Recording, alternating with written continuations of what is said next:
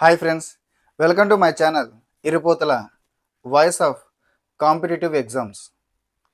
ఈరోజు మన topic polity. భారత రాజ్యాంగము చారిత్రాత్మక పరిణామ క్రమం. ఈ భారత రాజ్యాంగము చారిత్రాత్మక పరిణామ క్రమంలో ఈరోజు మనము బ్రిటిష్ వారి చట్టాల గురించి మనం తెలుసుకోబోతున్నాము. ఈ యొక్క భారత రాజ్యాంగము చారిత్రాత్మక పరిణామ క్రమంలో మనము ప్రధానంగా రెండు టాపిక్ల గురించి, ఇంట్రొడక్షన్ అండ్ రెండవది బ్రిటిష్ వారి చట్టాలు.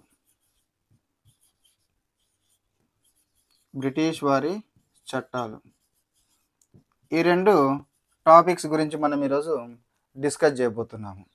ఇందులో మొదటగా మనం ఈ యొక్క భారత రాజ్యాంగము చారిత్రాత్మక పరిణామ క్రమం అని అంటే, మన భారత రాజ్యాంగాన్ని రచించడానికి ఒక ఫౌండేషన్ మాదిరి, ఒక పునాది మాదిరి ఉపయోగపడినటువంటివి ఏమిటి అని అంటే కనుక మనం ఈ బ్రిటిష్ వారి చట్టాలని చెప్పుకోవచ్చు. మన భారత రాజ్యాంగంని రచించడానికి మనకు ఒక ఫౌండేషన్ మాదిరి, ఒక పునాది మాదిరి ఉపయోగపడినాయి ఒక బ్రిటిష్ వారి చట్టాలు. మనకు మన భారత రాజ్యాంగము 1950 జనవరి 26వ తారీఖు నుంచి అమల్లోనికి రావడం జరిగింది. అప్పటి నుంచే మన భారతదేశము గణతంత్ర దేశముగా, రిపబ్లిక్ ఆఫ్ ఇండియాగా మారడం జరిగింది. మరి యొక్క భారత రాజ్యాంగానికి పూర్వం ఈ భారత రాజ్యాంగంలో జరిగినటువంటి చారిత్రాత్మక పరిణామ క్రమాన్ని మనం పరిశీలించినట్లయితే, ఇందులో మొదటగా మనం చెప్పుకోవాల్సింది, అసలు మన భారత రాజ్యాంగం అనేటటువంటిది మూల భావన కావచ్చు, అసలు మన భారత రాజ్యాంగం పునాదులు ఎక్కడ పడ్డాయంటే కనుక భారతదేశానికి యూరోపియన్స్ వారి రాక. ఈ యూరోపియన్స్ వారి రాకతో భారతదేశంలో రాజ్యాంగం అనేటటువంటి భావన మొదలైందని చెప్పవచ్చు. ఇందులో ప్రధానంగా మనకు బ్రిటిష్ వారు మన భారతదేశానికి యూరోప్ నుంచి పోర్చుగీస్ వారు, డచ్ వారు, బ్రిటిష్ వారు, డెన్మార్క్ వారు, ఫ్రెంచ్ వారు రావడం జరిగింది. అయితే ఇందులో ప్రధానంగా మనకు ఈ యొక్క బ్రిటిష్ వారి రాక, బ్రిటిష్ వారి పరిపాలనలో మన భారత రాజ్యాంగానికి పునాదులు వేయబడ్డాయని చెప్పవచ్చు. మొట్టమొదటిగా 1600 సంవత్సరంలో 200 మంది బ్రిటన్ వ్యాపారవేత్తలు 70,000 పౌండ్లతో ఏర్పాటు చేసినటువంటి company British east India company. British east India company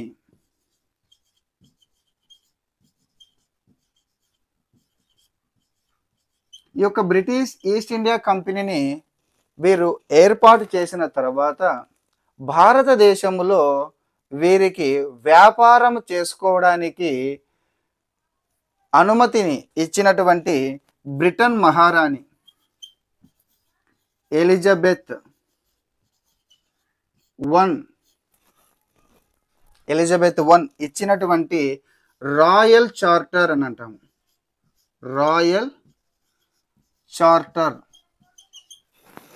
మనకు చార్టర్ అని అంటే అనుమతి పత్రము అని అర్థం.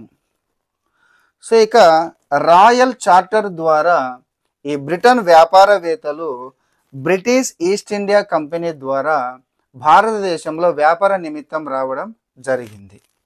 మరి వ్యాపార నిమిత్తం వచ్చినటువంటి ఈ యొక్క బ్రిటన్ వ్యాపారవేత్తలు ఈ యొక్క ఈస్ట్ ఇండియా కంపెనీ కాలక్రమేణా భారతదేశంలో ఉన్నటువంటి కొన్ని ప్రెసిడెన్సీలను, కొన్ని ప్రావిన్స్లను తమ హస్తగతం చేసుకోవడం జరిగింది.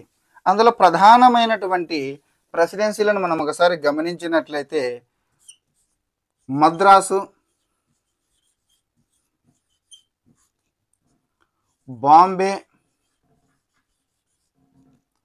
బెంగాల్ ఈ ప్రెసిడెన్సీలను తమ హస్తగతం చేసుకొని పరిపాలన సాగించడం మొదలుపెట్టింది ఈస్ట్ ఇండియా కంపెనీ. ఆ తర్వాత కాలక్రమేణా ఈ యొక్క కంపెనీలో అవినీతి అనేటటువంటిది మొదలయ్యింది.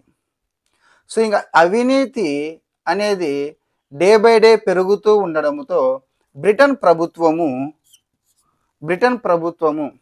ఈ యొక్క కంపెనీలో ఉండే అవినీతి గురించి నివేదికను అందించడానికి జనరల్ బుర్గాయిక్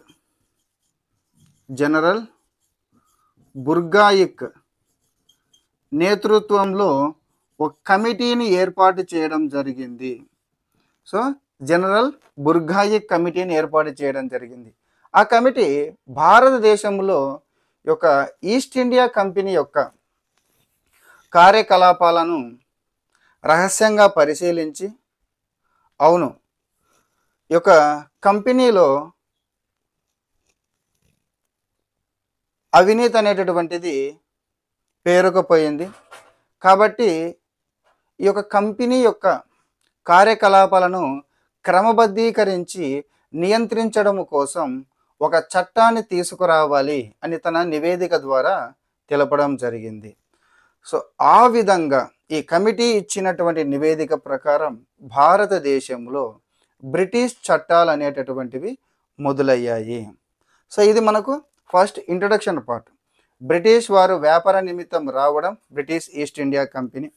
ఆ తర్వాత కాలక్రమేణా వారు కొన్ని ప్రెసిడెన్సీలను ఆక్రమించడం, దాని తదనంతరం ఈ యొక్క కంపెనీలో అవినీతి అనేటటువంటిది పేరుకపోవడం, బ్రిటన్ ప్రభుత్వం ఆ అవినీతిని వెలికి తీయడం కోసం బుర్గాయిక్ కమిటీని ఏర్పాటు చేయడం, అది తన నివేదికలో క్రమబద్ధీకరించి నియంత్రించడం కోసం ఒక చట్టాన్ని చేయాలి అని సిఫార్సు చేయడం జరిగింది. సో ఈ విధంగా మనకు ఈ యొక్క బ్రిటిష్ చట్టాలు అనేటటువంటివి భారతదేశంలో మొదలు కావడం జరుగుతుంది. ఈ యొక్క బ్రిటిష్ చట్టాలలో మనము ప్రధానమైనటువంటి చట్టాలను, భారత రాజ్యాంగం కోసం ఫౌండేషన్ మాదిరి ఉపయోగపడినటువంటి చట్టాల గురించి మనం తీసుకునేటప్పుడు సింపుల్గా ఈ కాంపిటేటివ్ ఎగ్జామ్ పాయింట్ ఆఫ్ వ్యూలో ఎలా గుర్తుపెట్టుకోవాలంటే, మనకు 1857లో సిపాయిల తిరుగుబాటు జరుగుతుంది. 1857లో సిపాయిల తిరుగుబాటు జరుగుతుంది. 1857కు ముందు ఉన్నటువంటి దాన్ని మనము కంపెనీ పాలన అని అంటాం. అదే 1857 తర్వాత ఉన్నటువంటి పాలనను మనము ప్రత్యక్ష పాలన అంటాం. ప్రత్యక్ష పాలన అని అంటాం. అంటే ఇక్కడ బ్రిటిష్ ఈస్ట్ ఇండియా కంపెనీ పాలనలో భారతదేశం ఉంది. 1857 సిపాయిల తిరుగుబాటు తర్వాత బ్రిటన్ ప్రభుత్వమే ప్రత్యక్షంగా పరిపాలించడం జరిగింది. కంపెనీ పాలనలో మనకు ప్రముఖమైనటువంటి బ్రిటిష్ చట్టాలు 6 ఉన్నాయి. అదే ప్రత్యక్ష పాలనలో మనకు ప్రముఖమైనటువంటి బ్రిటిష్ చట్టాలు 6 ఉన్నాయి. ఇక చివరగా భారత స్వాతంత్ర చట్టం అని అంటారు. భారత స్వాతంత్ర చట్టం అని అంటారు. సో మనకి ఇక్కడ కంపెనీ పాలనలో 6 చట్టాలు, ప్రత్యక్ష పాలనలో 6 చట్టాలు, భారత స్వాతంత్ర చట్టం. కంపెనీ పాలనలో ఉన్నటువంటి 6 చట్టాలను మనకు చార్టర్ చట్టాలు అని అంటారు. సో కంపెనీ పాలనలో బ్రిటన్ ప్రభుత్వం చేసినటువంటి చట్టాలను చార్టర్ చట్టాలను పిలవడం జరుగుతుంది.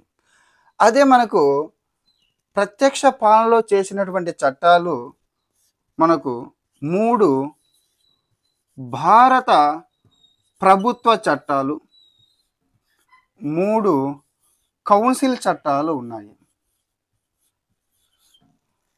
ఇక్కడ 6 చార్టర్ చట్టాలు, ఇక్కడ 3 భారత ప్రభుత్వ చట్టాలు, 3 కౌన్సిల్ చట్టాలు ఉన్నాయి. సో మనము ఈరోజు ఈ వీడియోలో ఈ యొక్క 6 చార్టర్ చట్టాల గురించి కూలంకుషంగా చర్చిద్దాం. మొదటగా మనం ఈ 6 చార్టర్ చట్టాలను చూసినట్లయితే, మనం ఇంతకుముందుకే చెప్పుకున్నాం, చార్టర్ అంటే మనకు అనుమతి పత్రం. దేశాధినేత కానీ ప్రభుత్వాధినేత కానీ నుంచి ఇచ్చినటువంటి అనుమతి పత్రాన్ని మనం సింపుల్గా చార్టర్ అని పిలవడం జరుగుతుంది. మొదటగా ఏ చార్టర్ చట్టాలు ఉన్నాయంటే 6 చార్టర్ చట్టాలు. నెంబర్ 1 మొదటి రెండిటి దాంట్లకు పేరు ఉంటుంది. అది మొట్టమొదటిది 1773 రెగ్యులేటింగ్ చట్టం. రెగ్యులేటింగ్ చట్టం. రెండవది 1784 పిట్స్ ఇండియా చట్టం. పిట్స్ ఇండియా చట్టం. మూడవది 1793 చార్టర్ చట్టం. 4, 5, 6. నాలుగవది 1813 చార్టర్ చట్టం. ఐదవది 1833 చార్టర్ చట్టం. ఆరవది 1853 చార్టర్ చట్టం. ఇక్కడ మీరు సింపుల్గా ఎలా గుర్తుపెట్టుకోవాలంటే కనుక ప్రతి చార్టర్ చట్టానికి మధ్యలో మనకు 20 ఇయర్స్ గ్యాప్ అనేటువంటిది ఉంటుంది. ప్రతి చార్టర్ చట్టానికి మధ్యలో మనకు 20 ఇయర్స్ గ్యాప్, అంటే ప్రతి 20 సంవత్సరాలకు ఒకసారి చార్టర్ చట్టాన్ని చేయడము జరిగింది. ఈ 6 చార్టర్ చట్టాల గురించి ఈరోజు మనము ఈ వీడియోలో ఎక్స్ప్లెయిన్ చేయబోతున్నాము. ఇందులో మొట్టమొదటిది 1773 చార్టర్ చట్టం. ఈ చట్టాలన్నిటిని మనం ఎలా గుర్తుపెట్టుకోవాలి అని అంటే కాంపిటేటివ్ ఎగ్జామ్ పాయింట్ ఆఫ్ వ్యూలో నేను సింపుల్గా కొన్ని పాయింట్లు చెప్తాను. ఆ పాయింట్ల నుంచి మాత్రమే మనకు బిట్స్ అనేవి రావడం జరుగుతుంది. మొదటిది 1773 రెగ్యులేటింగ్ చట్టం. మనం ఇంతకుముందు చెప్పుకున్నాం ఇంట్రడక్షన్లో. జనరల్ బుర్గాయి కమిటీ ఇచ్చిన నివేదిక ప్రకారము కంపెనీ యొక్క పాలనను క్రమబద్ధీకరించి నియంత్రించడానికి ఒక చట్టాన్ని చేయాలని చెప్పడం జరిగింది. ఆ చట్టాన్ని మనము 1773 రెగ్యులేటింగ్ చట్టం అని అంటారు. రెగ్యులేటింగ్ అని అంటే గన క్రమబద్ధీకరణ అని అర్థం. అంటే ఈ యొక్క కంపెనీ యొక్క పాలనను క్రమబద్ధీకరించి నియంత్రించడం కోసం చేసినటువంటి వెరీ వెరీ ఇంపార్టెంట్ మొట్టమొదటి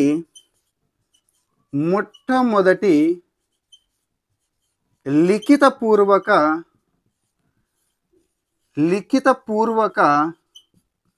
రాజ్యాంగ చట్టమే 1773 రెగ్యులేటింగ్ చట్టము. Very very important. మొట్టమొదటి లిఖితపూర్వక రాజ్యాంగ చట్టమే 1773 రెగ్యులేటింగ్ చట్టము. ఈ చట్టము ద్వారా అప్పటి వరకు కేవలం వ్యాపార వాణిజ్య కార్యక్రమాలను మాత్రమే నిర్వహించేటటువంటి కంపెనీకి రాజకీయ పరిపాలనాపరమైనటువంటి అధికారాలను అప్పజెప్పడం జరిగింది. కేవలం వ్యాపార కార్యకలాపాలు చూసుకునేటటువంటి కంపెనీకి ఈ యొక్క రాజకీయ పరిపాలన పరమైనటువంటి అధికారాలను అప్పజెప్పినటువంటి చట్టం రెగ్యులేటింగ్ చట్టం. ఈ చట్టము ద్వారా భారతదేశంలో బ్రిటన్ ప్రభుత్వం కేంద్రీకృత పాలనకు నాంది పలికినటువంటి చట్టం. మొట్టమొదటిగా మనం గుర్తుపెట్టుకోవాల్సింది రెగ్యులేషన్ అంటే క్రమబద్ధీకరించి నియంత్రించడం కోసం చేసిన మొట్టమొదటి లిఖితపూర్వక చట్టం. అప్పటి వరకు వ్యాపార కార్యక్రమాలు మాత్రమే చూసుకునేటువంటి కంపెనీకి రాజకీయ మరియు పరిపాలనా పరమైనటువంటి అధికారాలను అప్పజెప్పినటువంటి చట్టం, కేంద్రీకరణ పాలకు నాంది పలికినటువంటి చట్టమే ఈ రెగ్యులేటింగ్ చట్టం. మరి ఈ రెగ్యులేటింగ్ చట్టంలో ఏమేమి పొందుపరిచారు అని అంటే 5 మనము ఏదైనా ఒక కంపెనీని కొత్తగా స్థాపించినప్పుడు అక్కడ కొంతమందిని ఎన్నుకోవడం, ఏర్పాటు చేయడం వంటివి జరుగుతుంది. సో అదేవిధంగా భారతదేశంలో మొట్టమొదటిసారిగా చట్టాన్ని తీసుకురావడం వలన కొన్నిటిని ఏర్పాటు చేయడం జరుగుతుంది. అందులో మొట్టమొదటిది గవర్నర్ జనరల్ ఆఫ్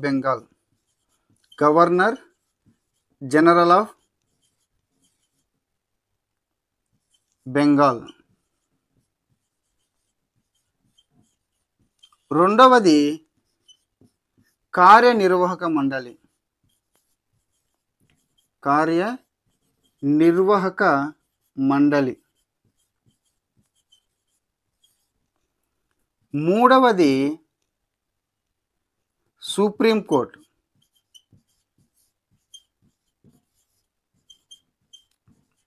నాలుగవది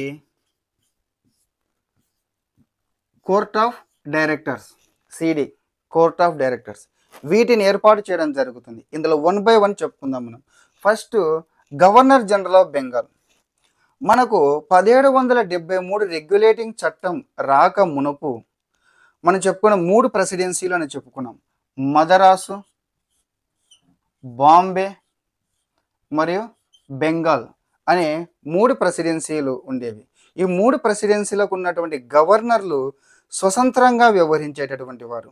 Madras governor, Bombay governor, Bengal governor ఈ యొక్క రెగ్యులేటింగ్ చట్టం రాక మునుపు స్వతంత్రంగా వ్యవహరించేటటువంటి వారు. అయితే ఈ రెగ్యులేటింగ్ చట్టము ద్వారా బెంగాల్ గవర్నర్ను, వెరీ వెరీ ఇంపార్టెంట్ గుర్తుపెట్టుకోండి, బెంగాల్ గవర్నర్ను గవర్నర్ జనరల్ ఆఫ్ బెంగాల్గా మార్చడం జరిగింది. బెంగాల్ గవర్నర్ను గవర్నర్ జనరల్ ఆఫ్ బెంగాల్గా మార్చడం జరిగింది. ఇతనికి ఉన్నటువంటి మరొక పేరు ఏమిటంటే governor general of the presidency of port William అంటారు. ఎందుకంటే మనకు బెంగాల్లో ఈ పోర్ట్ విలియం కోట ఉంది కాబట్టి గవర్నర్ జనరల్ ఆఫ్ బెంగాల్ లేదా governor general of the presidency of the port Williams అని అంటారు. సో ఆ విధంగా మనకు భారతదేశానికి మొట్టమొదటి గవర్నర్ జనరల్ ఆఫ్ బెంగాల్ ఎవరంటే కన్నా వారన్ హేస్టింగ్. Warren Hasting. ఈ వారన్ హేస్టింగే మనకు భారతదేశంలో కలెక్టర్ అన్న పదవిని సృష్టించడం జరిగింది. సో మొట్టమొదటి governor general of Bengal Warren Hasting.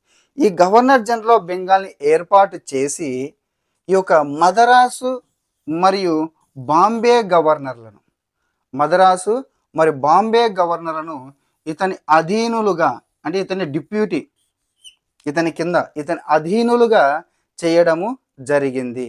ఇది మొట్టమొదటి ఏర్పాటు. రెండవది మనము చెప్పుకునేది కార్యనిర్వాహక మండలి. కార్యనిర్వాహక మండలి ఏర్పాటు. కార్యనిర్వాహక మండలి ఏర్పాటు అని అంటున్నాం. ఈ గవర్నర్ జనరల్ ఆఫ్ బెంగాల్కు తన విధులలో సహాయ సహకారాలను అందించడం కోసం నలుగురు సభ్యులతో కూడినటువంటి కార్యనిర్వాహక మండలిని ఏర్పాటు చేయడం జరిగింది. దీన్ని గవర్నర్ జనరల్ కౌన్సిల్ అని, కౌన్సిల్ ఆఫ్ 4 అని, కలకత్తా కౌన్సిల్ అని పిలవడం జరుగుతుంది. సో మొదటి మార్పు గవర్నర్ జనరల్ ఆఫ్ బెంగాల్ని ఏర్పాటు చేయడం, రెండవది కార్యనిర్వాహక మండలిని ఏర్పాటు చేయడం, ఇక మూడవది సుప్రీంకోర్టు.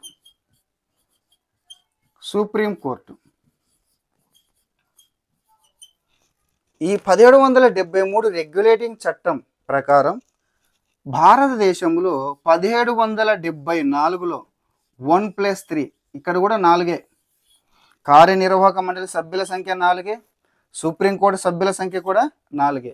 1+3, 1774 1+3తో మనకు సుప్రీం కోర్ట్ ఆఫ్ జ్యుడికేచర్ని కలకత్తాలో ఏర్పాటు చేయడం జరిగింది.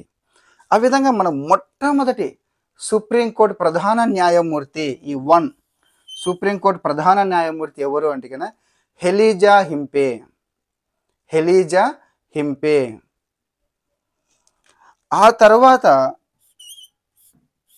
4వ ఏర్పాటు కోర్ట్ ఆఫ్ డైరెక్టర్స్.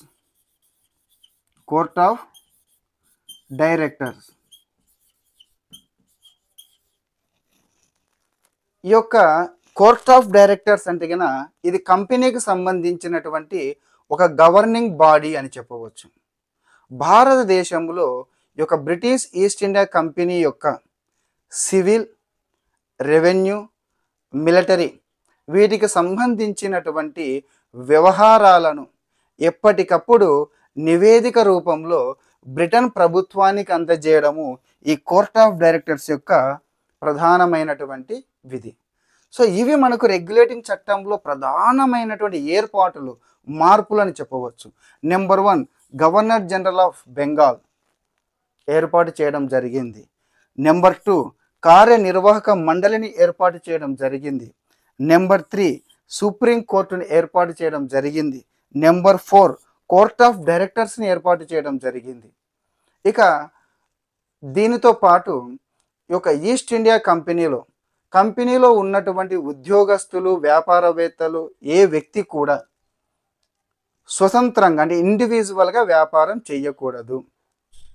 అదేవిధంగా ప్రజల నుంచి, భారతీయుల నుంచి ఎటువంటి బహుమతులను కానీ, డైరెక్ట్గా చెప్పాలంటే లంచాలు అని చెప్పవచ్చు, ఎటువంటి బహుమతులు కానీ ఎటువంటి వాటిని స్వీకరించకూడదు అని ఈ యొక్క 1773 రెగ్యులేటింగ్ యాక్టులో ఉన్నటువంటి ఇవి ప్రధానమైనటువంటి అంశాలు. ఎనీ కాంపిటేటివ్ ఎగ్జామ్లో వీటి నుంచి మాత్రమే మీకు ప్రశ్న అనేది రావడం జరుగుతుంది. అయితే ఈ యొక్క 1773 రెగ్యులేటింగ్ చట్టంలోని కొన్ని విషయాలు ఒక కంపెనీ వ్యక్తులకు నచ్చకపోవడంతో మళ్ళీ తిరిగి బ్రిటన్ ప్రభుత్వం కొన్ని మార్పులు చేర్పులను చేసి 1781లో మనకు యాక్ట్ ఆఫ్ సెటిల్మెంట్ లేదా విస్తరణ చట్టం అని అంటాం. 1781లో 1781లో యాక్ట్ ఆఫ్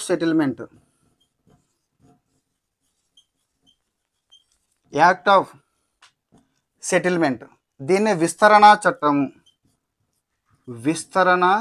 చట్టము అని అంటాం. అనే ఒక చట్టాన్ని తీసుకువచ్చి కొన్ని మార్పులు చేర్పులను చేయడం జరిగింది. మొట్టమొదటిసారిగా ఈ 1781 యాక్ట్ ఆఫ్ సెటిల్మెంట్ లేదా విస్తరణ చట్టములోనే ఈ కంపెనీ హ్యాండ్ ఓవర్లో ఉన్నటువంటి కంపెనీ అంటే మనకు బ్రిటిష్ ఈస్ట్ ఇండియా కంపెనీ అనే విషయాన్ని గుర్తుపెట్టుకోండి. ఈ కంపెనీ ఒక హ్యాండ్ ఓవర్లో ఉన్నటువంటి భూభాగాలను బ్రిటిష్ పాలిత ప్రాంతాలను పేర్కొనడం జరిగింది. బ్రిటిష్ పాలిత ప్రాంతాలు అని పేర్కొనడం జరిగింది. ఇది మనకు రెగ్యులేటింగ్ చట్టం, దాని అనుసంధానంగా ఉన్నటువంటి 1781 యాక్ట్ ఆఫ్ సెటిల్మెంట్ లేక విస్తరణ చట్టానికి సంబంధించినటువంటిది బ్రిటిష్ పాలిత ప్రాంతాలు. ఇక మనము 6 చార్టర్ చట్టాల్లో రెండవది మనకు పిట్స్ ఇండియా చట్టం అని అంటాం. రెండవ దాన్ని మనం పిట్స్ ఇండియా చట్టం అని అంటాం. 1784లో వచ్చినటువంటి పిట్స్ ఇండియా చట్టము.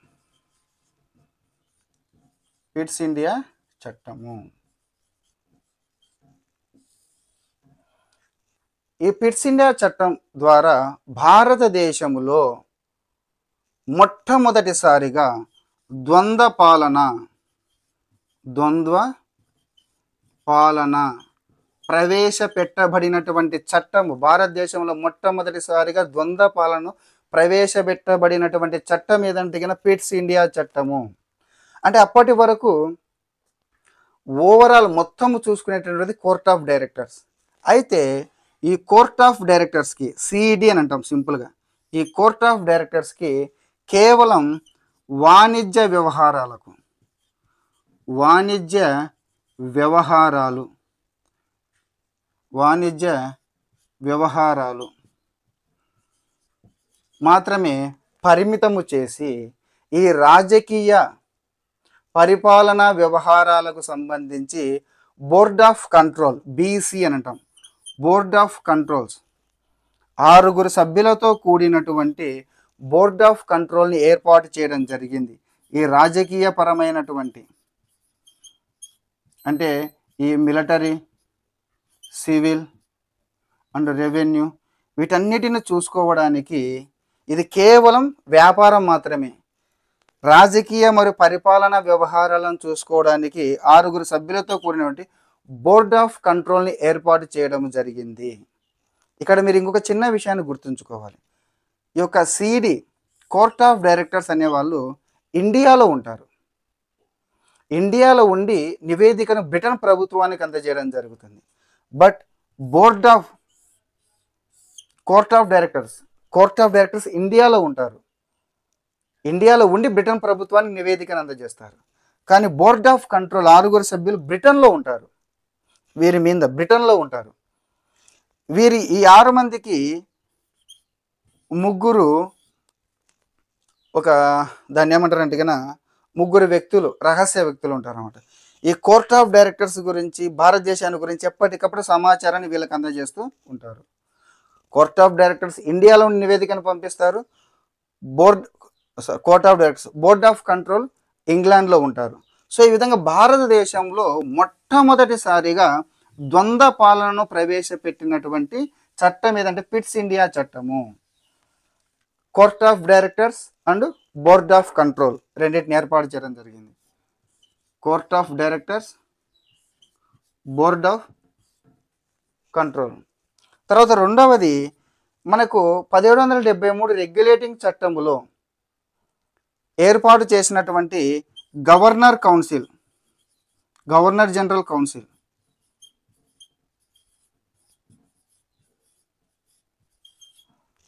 కార్యనిర్వాహక మండలి.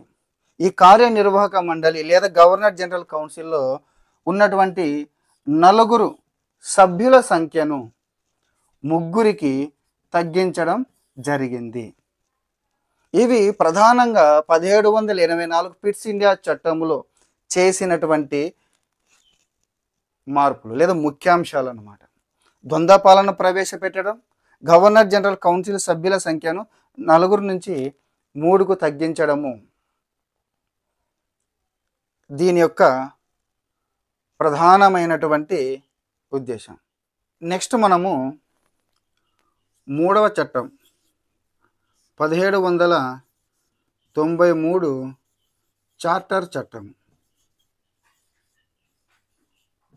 ఈ యొక్క 1793 చార్టర్ చట్టంలో ప్రధానంగా ఈ యొక్క గవర్నర్ జనరల్ ఆఫ్ బెంగాల్,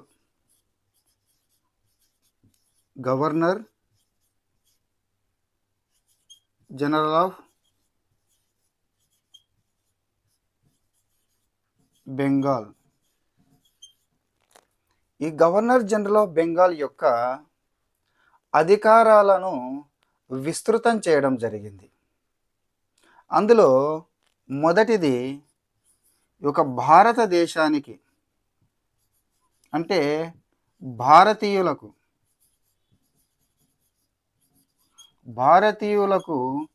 సంబంధించి గవర్నర్ జనరల్ ఆఫ్ బెంగాల్ చేసేటటువంటి లేదా రిలీజ్ చేసేటటువంటి ఉత్తర్వులకు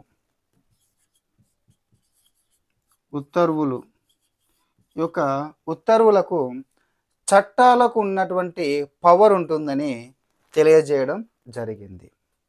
రెండవది ఈ యొక్క గవర్నర్ జనరల్ యొక్క కార్యనిర్వాహక మండలి. దీన్నే మనము గవర్నర్ జనరల్ కౌన్సిల్ అని పిలుస్తాము.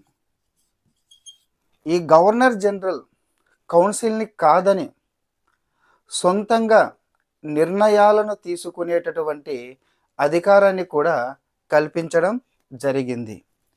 ఇక మూడవది ఈ యొక్క మద్రాసు మరియు బాంబే ప్రెసిడెన్సీలు, అదేవిధంగా మిలిటరీ ప్రభుత్వం. ఈ యొక్క మద్రాస్ మరియు బాంబే ప్రెసిడెన్సీల యొక్క ప్రభుత్వము, అదేవిధంగా మిలిటరీ ప్రభుత్వాల మీద సంపూర్ణ అధికారాలను అప్పజెప్పడము జరిగింది. సో ఇది మనకు 1793 చార్టర్ చట్టం గవర్నర్ జనరల్ ఆఫ్ బెంగాల్ యొక్క అధికారాలను విస్తృతపరిచినటువంటి చట్టంగా మనం ఇక్కడ చెప్పుకోవచ్చు. నెంబర్ 1, భారతీయులకు సంబంధించి గవర్నర్ జనరల్ జారీ చేసేటటువంటి ఉత్తర్వులకు చట్టాలకు ఉన్నటువంటి పవర్ ఉంటుందని తెలియజేశారు. రెండవది, ఒక గవర్నర్ జనరల్ కౌన్సిల్ కార్యనిర్వాహక మండలిని కాదని సొంతంగా నిర్ణయాలను తీసుకునేటువంటి అధికారాన్ని కల్పించడం జరిగింది. ఇక మూడవది, ఒక మద్రాసు బాంబే ప్రెసిడెన్సీ ప్రభుత్వాలు అదేవిధంగా మిలిటరీ ప్రభుత్వం మీద సంపూర్ణ ఆధిపత్యాన్ని కల్పించడము జరిగింది. ఆ తర్వాత మనకు 4వది 1813 చార్టర్ చట్టం. నేను చెప్తున్నా చూడండి, నేను ఏవైతే చెప్తున్నానో మ్యాక్సిమం 99.9% వీటి నుంచి మాత్రమే కాంపిటేటివ్ ఎగ్జామ్లో మనకు బిట్స్ అనేవి రావడం జరుగుతుంది. సో మనకు 4వది చూసినట్లయితే 1813 చార్టర్ చట్టం. 1813 చార్టర్ చట్టం. ఈ చార్టర్ చట్టంలో ప్రధానంగా ఈ యొక్క కంపెనీ అంటే బ్రిటిష్ ఈస్ట్ ఇండియా కంపెనీ యొక్క వ్యాపారం మీద దానికి ఉన్నటువంటి గుత్తాధిపత్యాన్ని తొలగించడం జరిగింది. కంపెనీకి వ్యాపారం మీద ఉన్నటువంటి గుత్తాధిపత్యాన్ని తొలగించడము జరిగింది. ఎక్సెప్ట్ చైనాతో చేసేటటువంటి యొక్క తేయాకు మరియు చైనాతో చేసేటటువంటి వ్యాపారం అప్పుడు చైనాతో ఈ యొక్క నల్లమందు వ్యాపారాన్ని చేసేటటువంటిది ఈ యొక్క కంపెనీ. తర్వాత నెక్స్ట్ తేయాకు, ఈ రెండింటిని మినహాయింపుని ఇవ్వడము జరిగింది. మిగిలిన అన్ని వ్యాపార లావాదేవీల మీద దీనికి ఉన్నటువంటి గుత్తాధిపత్యాన్ని తొలగించేసి బ్రిటన్ పౌరులు ఎవరైనా కానీ భారతదేశానికి వచ్చి వ్యాపారం చేసుకునేటువంటి వెసులుబాటును కల్పించడము జరిగింది. ఇక 2వది ఈ యొక్క భారతదేశానికి సంబంధించి మతపరమైన మరియు విద్యాపరమైనటువంటి అంశాలకు సంబంధించి ఈ యొక్క బడ్జెట్లో ₹1,00,000 కేటాయించడం జరిగింది. ₹1,00,000 భారతదేశానికి సంబంధించి మతపరమైన విషయాలకు విద్యాపరమైన విషయాలకు ₹1,00,000 కేటాయించడం జరిగింది. At the same time civil సర్వెంట్లకు ఉచిత శిక్షణ ఇచ్చేటటువంటి అవకాశాన్ని కూడా కల్పించడము జరిగింది. ఇక 3వది మిషనరీలకు పర్మిషన్ ఇవ్వడం జరిగింది. ఈ మిషనరీలకు పర్మిషన్ ఇవ్వడం వలన భారతదేశంలో ఈ యొక్క చర్చీలు ఏర్పాటు కావడము, ఈ యొక్క మిషనరీలకు పర్మిషన్ ఇవ్వడం వలన భారతదేశంలో చర్చీలు ఏర్పాటు కావడము, అదేవిధంగా విద్యా సంస్థలు ఏర్పాటు కావడము, అదేవిధంగా హాస్పిటల్స్ అనేటటువంటివి ఏర్పాటు కావడం జరిగింది. తద్వారా ఈ చర్చిలను ఏర్పాటు చేయడం ద్వారా మనకు మత మార్పిడులను ప్రోత్సహించినట్లుగా అయ్యింది. ఇక తర్వాత ఇక బోర్డ్ ఆఫ్ కంట్రోల్ యొక్క మార్గదర్శకాలను, వాటి యొక్క రూల్స్ అండ్ రెగ్యులేషన్స్ని పర్ఫెక్ట్గా విశదీకరించడం జరిగింది. అంటే వారికి ఉన్నటువంటి పవర్స్ ఏంటివి అని పర్ఫెక్ట్గా తెలియజేయడం జరిగింది. ఇక చివరిది స్థానిక సంస్థలు. ఈ యొక్క స్థానిక సంస్థలకు పన్నులను విధించేటటువంటి అధికారాన్ని, అదేవిధంగా ఎవరైనా ఈ యొక్క పన్నులను చెల్లించకుంటే వారి మీద చర్యలు తీసుకునే అధికారాన్ని కల్పించడము జరిగింది. సో 1813 చార్టర్ చట్టాన్ని మనం చూసినట్లయితే కంపెనీ యొక్క గుత్తాధిపత్యాన్ని తొలగించడం జరిగింది. ఎక్స్పెక్ట్ చైనా మరియు తేయాకు వ్యాపారం మినహాయింపు, భారతదేశం మతపరమైన మరియు విద్యాపరమైనటువంటి అంశాలకు ₹1,00,000 కేటాయించడం జరిగింది. సివిల్ సర్వెంట్లకు ఉచిత శిక్షణ అవకాశాన్ని కల్పించడం జరిగింది. మిషనరీలకు పర్మిషన్ ఇవ్వడం వలన మత మార్పిడులను ప్రోత్సహించినట్లుగా అయ్యింది. బోర్డ్ ఆఫ్ కంట్రోల్లకు మార్గదర్శకాలను, పర్యవేక్షణ అధికారాలను సుస్పష్టంగా తెలియజేయడం జరిగింది. తర్వాత స్థానిక సంస్థలకు పన్నులను విధించి వారి వివరణ చెల్లించకుంటే వాటి మీద చర్యలు తీసుకునే అధికారాన్ని కూడా కల్పించడం జరిగింది. ఇక 5th వన్ 1833 చార్టర్ చట్టం. 1833 చార్టర్ చట్టం. 5th వన్ 1833 చార్టర్ చట్టం. మనం ఇంతకుముందు చెప్పుకున్నాం 1773 1773లో వచ్చినటువంటి రెగ్యులేటింగ్ యాక్ట్. ఆ రెగ్యులేషన్ చట్టం ప్రకారము భారతదేశంలో కేంద్రీకృత పాలనకు నాంది పలికినటువంటి చట్టము అని. అయితే ఇది భారతదేశంలో కేంద్రీకృత పాలనకు తుది మెట్టుగా చెప్పుకోవచ్చు. కేంద్రీకృత పాలనకు తుది మెట్టుగా దీన్ని తొలి మెట్టు మనకు 1773 రెగ్యులేటింగ్ చట్టం అయితే ఇది మనకు కేంద్రీకృత పాలనకు తుది మెట్టుగా చెప్పుకోవచ్చు. దీనిలో చాలా చాలా ఇంపార్టెంట్ విషయాలు చాలా చాలా మార్పులను చేయడం జరిగింది. ఒక గవర్నర్ జనరల్ ఆఫ్ బెంగాల్ని, అప్పటి వరకు గవర్నర్ జనరల్ ఆఫ్ బెంగాల్గా ఉన్నటువంటి అతన్ని governor general of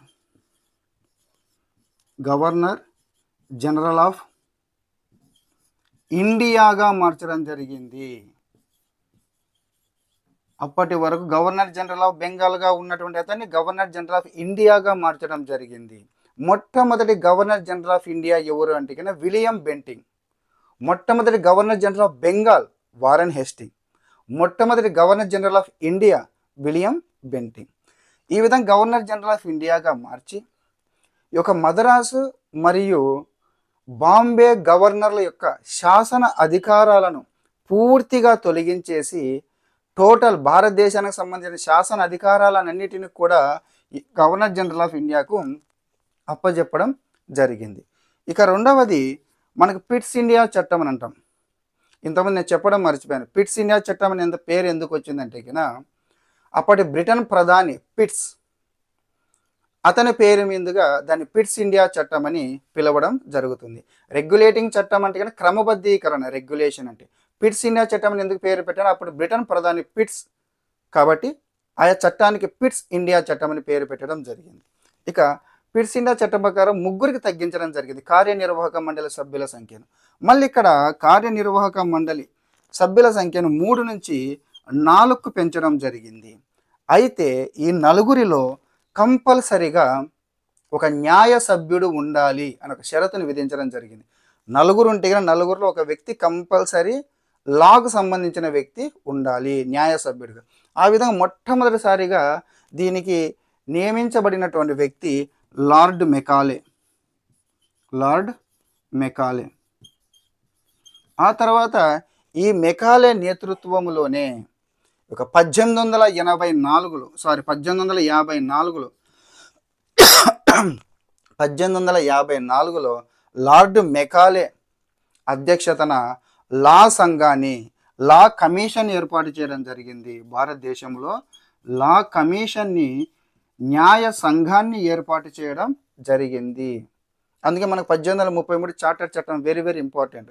governor general of బెంగాల్ని గవర్నర్ జనరల్ ఆఫ్ ఇండియాగా మార్చడం జరిగింది.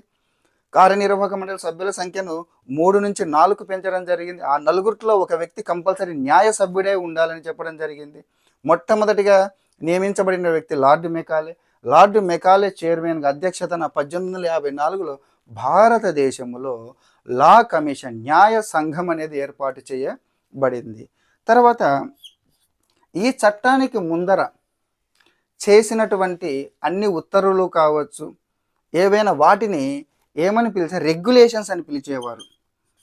రెగ్యులేషన్స్ అని పిలిచేటటువంటి వారు. అయితే ఈ చట్టము తర్వాత వాటిని యాక్ట్స్ అని పిలవడం మొదలుపెట్టారు. ఇక తర్వాత మనకి ఇంతకుముందు 1813 చార్టర్ చట్టంలో చైనాతో వ్యాపారం, నల్లమందు వ్యాపారం, తేయాకు వ్యాపారం మినహాయించి మిగిలిన అన్ని వ్యాపార లావాదేవీలను క్యాన్సిల్ చేయడం జరిగింది కంపెనీకి. ఈ ప్రకారము ఈ చైనాతో వ్యాపారము అదేవిధంగా తేయాకు వ్యాపారం కూడా క్యాన్సిల్ చేసేసి కంపెనీని కేవలము పరిపాలన పరమైన సంస్థగా ఉంచడం జరిగింది. పరిపాలనాపరమైనటువంటి సంస్థగా ఏర్పాటు చేయడం జరిగింది. ఇక ఈ పరిపాలనాపరమైనటువంటి సంస్థగా ఏర్పాటు చేయడమే కాకుండా ఈ యొక్క బ్రిటిష్ ఈస్ట్ ఇండియా కంపెనీ అంటున్నాం. ఏమంటున్నాం? బ్రిటిష్ ఈస్ట్ ఇండియా కంపెనీ అని అంటున్నాం.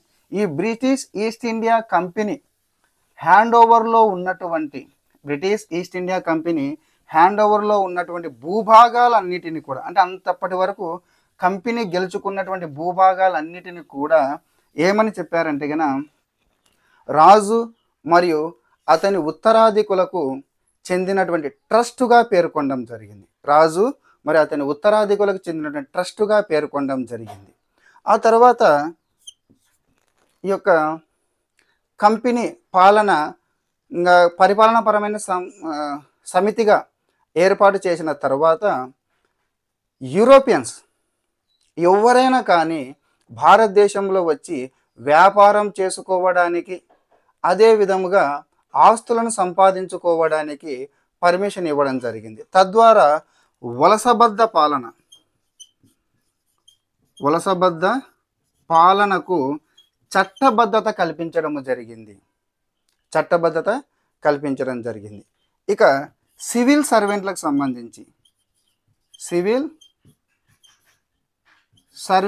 సంబంధించి ఒక బహిరంగ పోటీని నిర్వహించాలి అన్న డిమాండ్ను పెట్టడం జరిగింది. అయితే కోర్ట్ ఆఫ్ డైరెక్టర్స్ నుంచి కొంత వ్యతిరేకత రావడంతో ఇది కొంతవరకు మాత్రమే పురోగతిని సాధించడము జరిగింది. ఇది మనకు 1833 చార్టర్ చట్టంలో ఉన్నటువంటి ప్రముఖమైనటువంటి అంశాలు. తర్వాత ఇంకా 1857 సిపాయిల తిరుగుబాటుకు ముందు చిట్ట చివరి చట్టము ఏదంటే 1853 చార్టర్ చట్టం. ఇది మనకు చార్టర్ చట్టాల్లో చిట్ట చివరిది 1853 చార్టర్ చట్టము. మనం ఇంతకుముందు చెప్పుకున్నాం ఏమన్నట్టు కానీ ప్రతి చార్టర్ చట్టానికి మధ్య మనకు 20 years గ్యాప్ అనేది ఉంటుందని. ఎందుకు 20 years గ్యాప్ అనేది ఉంటుందంటే కనుక ప్రతి చార్టర్ చట్టంలోనూ ఈ కంపెనీ పాలనను 20 సంవత్సరాల పాటు పొడిగిస్తూ వచ్చారనమాట. అని అక్కడ మెన్షన్ చేశారు, 20 years అని మెన్షన్ చేశారు.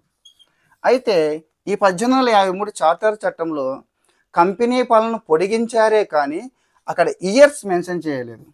అంటే దాన్ని బట్టి ఎప్పుడైనా కానీ కంపెనీ పాలన అంతముందు జరుగుతుంది అని ఒక సూచనాప్రాయంగా తెలియజేయడం జరిగింది. ఇంకా ఈ చట్టంలో ప్రధానమైనటువంటి అంశము ఈ గవర్నర్ జనరల్ మన గవర్నర్ జనరల్ ఆఫ్ ఇండియా అంటున్నాం కదా, ఈ గవర్నర్ జనరల్ అధికారాలను రెండుగా సపరేట్ చేయడం జరిగింది. కార్యనిర్వాహక మండలి ఆల్రెడీ ఉంది. అయితే శాసన అధికారాలకు సంబంధించి మరొక దాన్ని సపరేట్ శాసన అధికారాలను సపరేట్ చేయడం జరిగింది. గవర్నర్ జనరల్ ఆఫ్ ఇండియా యొక్క కార్యనిర్వహణ అధికారాలను అదేవిధంగా శాసన అధికారాలను సపరేట్ చేయడము జరిగింది. ఇది ప్రముఖమైన 1853 చార్టర్ చట్టంలో. ఈ యొక్క శాసన అధికారాలకు సంబంధించి 6 సభ్యులతో కూడినటువంటి ఒక టీంని ఏర్పాటు చేయడం జరిగింది. దానికి ఒక పేరు పెట్టారు. 6 సభ్యులతో కూడిన టీంకి ఒక పేరు పెట్టారు. దాన్ని ఇండియన్ సెంట్రల్ లెజిస్లేటివ్ కౌన్సిల్ అని పేరు పెట్టారు. ఇండియన్ సెంట్రల్ లెజిస్లేటివ్ కౌన్సిల్ అని పేరు పెట్టారు. ఇది భారతదేశానికి సంబంధించి ఒక మినీ పార్లమెంటు అని అంటాము. సో భారతదేశానికి సంబంధించి ఒక మినీ పార్లమెంటుగా ఈ యొక్క ఇండియన్ సెంట్రల్ లెజిస్లేటివ్ కౌన్సిల్ అనేది వ్యవహరించడము జరుగుతుంది. సో 1853 చార్టర్ చట్టంలో ప్రధానంగా గవర్నర్ జనరల్ ఆఫ్ ఇండియా యొక్క అధికారాలను సపరేట్ చేశారు. కార్యనిర్వహణ అధికారాలను, శాసన అధికారాలను. ఆల్రెడీ కార్యనిర్వాహక మండలి ఉంది. ఇప్పుడు శాసన మండలిని ఏర్పాటు చేయడం, 6 సభ్యులతో కూడా శాసన మండలిని ఏర్పాటు చేయడం జరిగింది. దానికి ఏమని పేరు పెట్టి ఇండియన్ సెంట్రల్ లెజిస్లేటివ్ కౌన్సిల్ అని పేరు పెట్టారు. అది మనకు భారతదేశంలో ఒక మినీ పార్లమెంటుగా వ్యవహరించడం జరుగుతుంది. ఇక రెండవ అంశము, ఇది నెంబర్ 1 అయితే, రెండవ అంశము ఈ చట్టం ప్రకారము ఇంతకుముందు మనం 1833 చార్టర్ చట్టములో బహిరంగ పోటీలు నిర్వహించాలనుకున్నారు, కుదరలేదు అని చెప్పాము. అయితే ఈ చట్టం ప్రకారము 1854లో మనకు లార్డ్ మెకాలే అధ్యక్షతన ఒక కమిటీని ఏర్పాటు చేయడం జరిగింది. దానిని ఇండియన్ సివిల్ సర్వీసెస్ కమిటీ అని అంటారు. సో ఇక ఇండియన్ సివిల్ సర్వీసెస్ కమిటీ బహిరంగ పోటీలను నిర్వహించడం మొదలుపెట్టింది. సో మొదటిది గవర్నర్ జనరల్ ఆఫ్ ఇండియా యొక్క కార్యనిర్వహణాధికారాలను, శాసనాధికారాలను సపరేట్ చేయడం జరిగింది. ఈ శాసన మండలిని ఏర్పాటు చేయడం ఇండియన్ సెంట్రల్ లెజిస్లేటివ్ కౌన్సిల్ అంటున్నాం, అది మినీ పార్లమెంట్ లాగా. ఇంకా లార్డ్ మెకాలే నేతృత్వంలో కమిటీని ఏర్పాటు చేయడం జరిగింది, దాన్ని ఇండియన్ సివిల్ సర్వీసెస్ కమిటీ అంటాం. ఇది బహిరంగ పోటీలను నిర్వహించడం మొదలుపెట్టింది. సో ఫ్రెండ్స్, మనకు ఇది 1857 సిపాయిల తిరుగుబాటుకు ముందు 1857 సిపాయిల తిరుగుబాటుకు ముందు బ్రిటిష్ వారు చేసినటువంటి ప్రముఖమైనటువంటి చట్టాలు. మళ్ళీ చెప్తున్నాను, 1853కు ముందు ఉండేది కంపెనీ పాలన. అప్పుడు చేసినటువంటి చట్టాలు మనం చార్టర్ చట్టాలు అని అంటాం. ఆ తర్వాత 1857 సిపాయిల తిరుగుబాటు జరగడము, భారతదేశంలో కంపెనీ పాలన అంతం కావడము, బ్రిటిష్ మహారాణి ప్రత్యక్ష పాలన కిందికి భారతదేశం రావడము జరిగింది.